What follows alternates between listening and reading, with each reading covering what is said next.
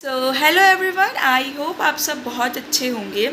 So after skill test मेरे को बहुत से कमेंट रेगुलरली आ रहे हैं, बच्चे मुझसे बहुत से सवाल रेगुलरली कर रहे हैं और मेनली वो यही है कि एसएससी मैटर को एक्चुअली कैसे चेक करती है।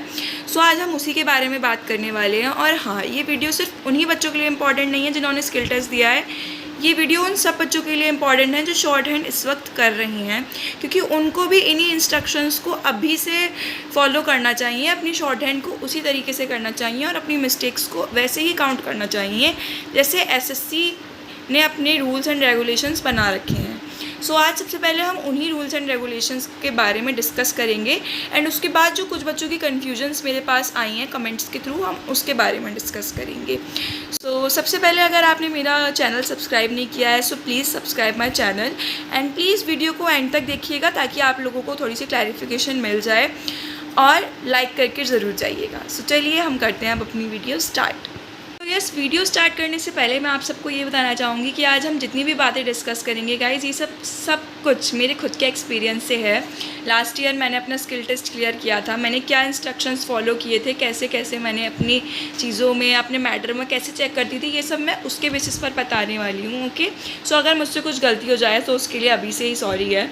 सो ओके गाइज, और हाँ, ये वीडियो उन बच्चों के लिए भी है जो अभी नेक्स्ट ईयर एग्ज़ाम देने वाले हैं 2025 वाला, बिकॉज आप लोगों को अपना मैटर अभी से ही एसएससी जैसे चेक करती है वैसे ही चेक करना चाहिए ताकि आप लोगों को एंड टाइम पर जाकर कोई प्रॉब्लम ना हो। आप लोग अभी से सारे इंस्ट्रक्शंस को अच्छे से देखिए, अच्छे से समझिए और उन चीज़ों को फॉलो करिए और अपना मैटर वैसे ही चेक किया कीजिए। ओके, सो अब हम अपनी वीडियो स्टार्ट करते हैं। सो गाइस, सबसे पहले हम बात कर लेते हैं कि एसएससी फुल मिस्टेक्स किस किस चीज़ की काटती है। सो सबसे पहले तो यही है कि if you miss any word, any number, any figure, then वो फुल मिस्टेक में काउंट होगा। सो कैसे? अगर मान लो सेंटेंस आता है राम कम्स होम डेली और आपने लिख दिया राम कम्स होम, आपने डेली नहीं लिखा, so that will be your one mistake. अगर आपने वन वर्ड छोड़ा है तो आपकी वन मिस्टेक होगी, अगर आपने टू छोड़े हैं तो आपकी टू मिस्टेक होगी। As many as you missed, उतनी ही मिस्टेक्स आपकी काउंट होंगी। ओके, सो सबसे पहला पॉइंट यही था कि आप जितने वर्ड्स को छोड़ेंगे उतनी मिस्टेक्स काउंट होगी। एंड नॉट ओनली वर्ड्स, आप अगर कोई नंबर आता है, फॉर एग्ज़ाम्पल आता है 1986 और आपने ये नहीं लिखा है, सो ये भी आपकी फुल मिस्टेक में काउंट होगी। या कोई भी नंबर, कोई भी फिगर जो पैसेज में डिक्टेट हुई है और आपने नहीं लिखी है, सो उसकी फुल मिस्टेक काउंट की जाएगी। सो ठीक है, नाउ नंबर 2 पे हम आते हैं। Every substitution of word with another word counted as two full mistakes. अब हम बात करते हैं, बच्चों को बहुत कन्फ्यूज़न होता है इसी टॉपिक पे कि टू मिस्टेक्स क्यों काउंट होंगी। सो सबसे पहले हम एग्जांपल ले लेते हैं। एग्जांपल है शी इज़ कमिंग और आपने लिख दिया she his coming. So guys, सबसे पहले जो एक्चुअल वर्ड डिक्टेट हुआ है इज़, आपने वही नहीं लिखा है, तो सबसे पहले तो एक वो क्या हो गई, आपकी ओमिशन की मिस्टेक हो गई जो एज अ ओमिशन काउंट की जाएगी। उसके बाद आपने इसकी जगह जो है वो सब्स्टिट्यूट करके हिज लिख दिया है, सो ये एक एज एन एडिशन काउंट होगा। सो इसलिए आपकी सब्स्टिट्यूशन प्लस ओमिशन की मिस्टेक टोटल मिलाकर होंगी 2। नाउ थर्ड पॉइंट पर हम आते हैं। अगर आपने कोई भी वर्ड को एक्स्ट्रा ऐड कर दिया है तो आपकी फुल मिस्टेक काउंट होगी। सो वो कैसे? एग्जांपल ले लेते हैं। शी इज़ गुड गर्ल, ये आपका जो है डिक्टेट हुआ है, बट आपने टाइप कर दिया है she is very good girl. So guys, आपने ये वेरी को एक्स्ट्रा ऐड कर दिया है क्योंकि ये पैसेज में डिक्टेट ही नहीं हुआ है। सो ये भी एक पूरी मिस्टेक की तरह ही काउंट की जाएगी। ओके, सो आई होप ये तीनों पॉइंट आप लोगों को क्लियर हो गए होंगे। अगर आपको कुछ इसमें समझ ना आए सो आप लोग कमेंट कर मेरे से पूछ सकते हैं। अब हम चलते हैं नेक्स्ट पॉइंट की तरफ। Repetition of words. अगर आपने कोई वर्ड सिर्फ सिंगल डिक्टेटेड हुआ है और आपने उसे डबल टाइप कर दिया है तो वो भी एक एज एन एडिशन ही माना जाएगा और उसकी फुल मिस्टेक काउंट होगी। जैसे कि आपने लिख दिया आई शैल कम, बट जो डिक्टेट हुआ है वो हुआ है आई शैल कम। सो आपने ये 2 बार लिख दिया है एंड आपने एक एक्स्ट्रा वर्ड को ऐड कर दिया है। सो इसकी वजह से आपकी जो मिस्टेक्स काउंट की जाएंगी वो की जाएंगी पूरी 1 mistake. Okay, now so yes guys, अब हम डिस्कस करते हैं अपना next point. So for every incomplete word, यानी कि हर एक इनकम्प्लीट वर्ड के लिए भी आपकी जो है मिस्टेक फुल ही काउंट की जाएगी। फॉर एग्जांपल, सेंटेंस में पैसेज में डिक्टेट हुआ है I was playing in the garden, but आपने टाइप कर दिया I was play in the garden. So आपने यहाँ आईएनजी का यूज़ जो है वो नहीं किया है और आपने वर्ड को एक तरीके से हाफ ही लिखा है। ये भी एक फुल मिस्टेक की तरह ही काउंट होगी। मैंने देखा है बहुत बच्चे इसको as an half mistake count करते हैं, बट नो गाइस, ये एक फुल मिस्टेक होती है अगर आप फुल वर्ड को हाफ लिखी आए। अगर आपने प्लेइंग को प्ले लिख दिया है ये फुल मिस्टेक होगी। ये कोई आपकी वर्ब की मिस्टेक नहीं है, या आपने एक पूरे वर्ड को आधा लिख दिया है। Okay, so now next point is, अगर आप किसी भी वर्ड का एब्रीविएशन लिख देते हैं, फॉर एग्ज़ाम्पल पैसेज में डिक्टेट हुआ है उत्तर प्रदेश और आपने उसे लिख दिया शॉर्ट फॉर्म में यूपी, या फिर किसी भी मिनिस्ट्री का नाम डिक्टेट हुआ है जैसे कि मिनिस्ट्री ऑफ एक्सटर्नल अफेयर्स और आपने उसे वहाँ पर लिख दिया MEA, ये भी आपकी एक फुल मिस्टेक काउंट होगी। ओके, नाउ हम नेक्स्ट पॉइंट पे आते हैं। If you type all words और लाइंस इन कैपिटल, यानी कि अगर आपने सारे वर्ड्स को या फिर पूरा पैसेज कैपिटल में लिख दिया है ये भी आपकी कैपिटल वाली मिस्टेक जो है ये फुल काउंट की जाएगी। ऐसा बच्चे क्यों करते हैं? बच्चों को लगता है कि अगर हम कैपिटल में लिख देंगे तो हमारी कैपिटलाइजेशन की मिस्टेक ही नहीं काउंट होगी। गाइस, इस चीज़ के लिए भी एसएससी ने अब रूल बना दिया है कि उसके लिए भी आपकी फुल मिस्टेक काउंट होगी। ये 7 मेन रूल्स हैं जो कि फुल मिस्टेक्स के काउंट होते हैं। अगर आपको इसके अलावा भी कोई कन्फ्यूज़न हो आप मुझसे कमेंट सेक्शन में पूछ सकते हैं। ये वो पॉइंट्स हैं जो मैं अपनी प्रैक्टिस के टाइम पे कंसीडर किया करती थी, एंड आप लोग भी इन सबको कंसीडर करके अपनी शॉर्ट हैंड को अच्छा कर सकते हैं। एंड एसएससी भी मेनली इन्हीं पॉइंट्स को जो है कंसीडर करती है। और वैसे मैंने ये एसएससी की जो साइट पे PDF पढ़ी हुई है उसी से अपना एक ब्रीफ में लिख रखा है, ताकि मैं जब अपनी प्रैक्टिस करूँ तो इन सब पॉइंट को याद रख सकूँ। आप लोग भी आज ये सब देखने के बाद अपने माइंड में फ़िट कर लीजिएगा, या फिर आप लोग भी इसको एक जगह नोट करके लिख सकते हैं ताकि आपको याद रहे। ओके, ये थी हमारी फुल मिस्टेक्स जो एसएससी काउंट करती है। नाउ अब हम देखेंगे कि जो हाफ मिस्टेक्स होती हैं वो कौन सी होती हैं। यस, हाफ मिस्टेक्स जो होती हैं, सबसे बड़ा जो होता है वो होता है स्पेलिंग एरर जो होती है वो हमारे हाफ मिस्टेक में काउंट होती है। अगर आपने किसी भी वर्ड की स्पेलिंग को गलत लिखा है वो हाफ मिस्टेक में काउंट होगी। अब इसमें सबसे बड़ा एक पॉइंट आता है कि कुछ वर्ड्स होते हैं जैसे कि उसमें S भी लग सकता है और Z भी लग सकता है। जैसे हम लिख लेते हैं रिकॉग्नाइजेशन और रिकॉग्नाइजेशन। एसएससी ने अपनी रूल्स में साफ साफ बोल रखा है कि अगर किसी वर्ड को 2 तरीके से लिखा जा सकता है उसकी कोई भी मिस्टेक काउंट नहीं होगी। गाइज़, ये आपकी कोई भी स्पेलिंग एरर नहीं है, ये बस लैंग्वेज का फ़र्क है कि US एंड UK जो फॉर्मेट होता है ये सिर्फ उसका फ़र्क होता है। ये आपका एरर नहीं माना जाएगा, ये चीज़ आप ध्यान रखिएगा। स्पेलिंग एरर सिर्फ वो होगी जो आप मान लीजिए आपने पर्सन को लिख दिया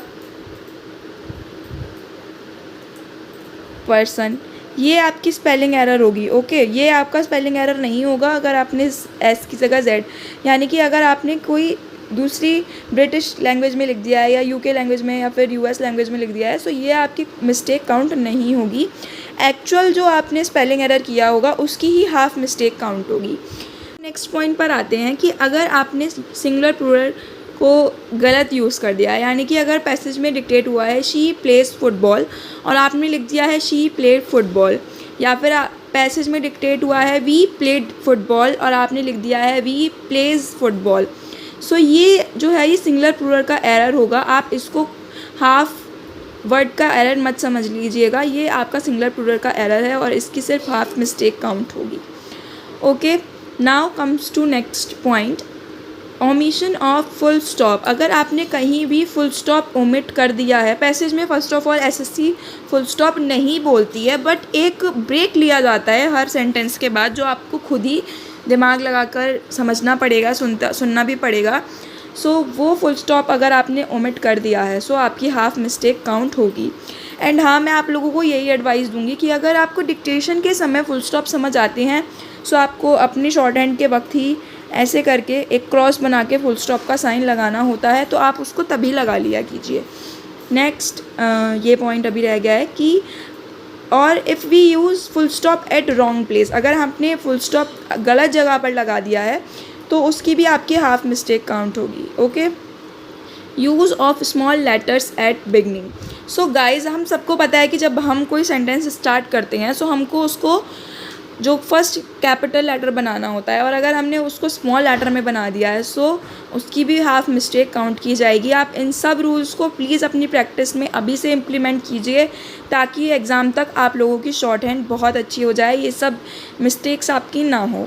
okay, now next is non capitalization of pronoun. So जैसे किसी पर्सन का नेम है, किसी कमिटी का नेम है, किसी मिनिस्ट्री का नेम है, like ministry of external affair, किसी डिपार्टमेंट का नेम है, किसी स्कीम का नेम है।